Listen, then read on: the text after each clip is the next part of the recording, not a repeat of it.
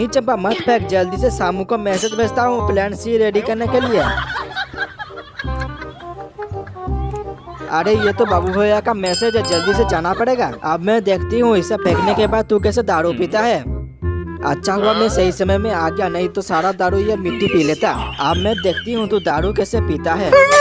लगता है चुड़ैल चली गई। अरे सामू जल्दी से सीरियल का पार्टी करने जाना है। गाइस आखिर आगे क्या हुआ तो उसे जाने के पार्ट 3 में। वीडियो अच्छा लगा तो वीडियो को लाइक और चैनल को सब्सक्राइब करके रख देना।